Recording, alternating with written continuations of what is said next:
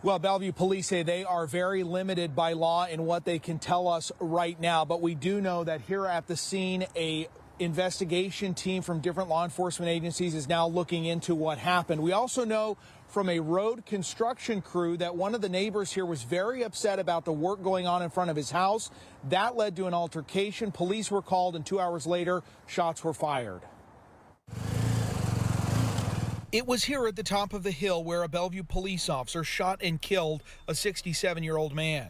I can't really understand what could possibly happen here. This is a real kind of a friendly neighborhood. Peggy Jackson and people who live on this street told us they are confused about how their neighbor could end up dead at the hands of police. You know, we're all having a hard time, I think, here. Officers arrived and contacted an individual, and eventually shots were fired about 2 hours later.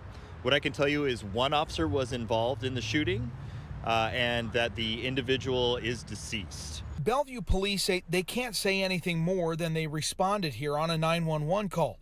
But members of the construction crew tell KOMO News the man was agitated because of road work going on in front of his home, and that conflict escalated when he brought out a knife and was threatening people with it.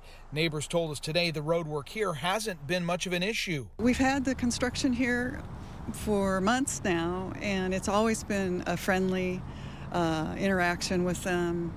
Everybody waits patiently. I've never seen anybody get upset, and everybody's doing their job, you know. Police confirm members of the SWAT team were on scene when shots were fired, but it will now be up to a police shooting task force to sort out what happened and why the officer fired. Right now, I think, yes, we're concerned, we're upset, it's very sad.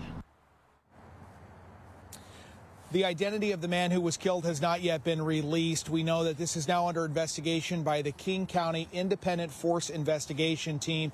This is now the fourth fatal police shooting in all of King County this year. In 2023, there were 8 such shootings countywide. Reporting live in Bellevue, Jeremy Harris, KOMO News.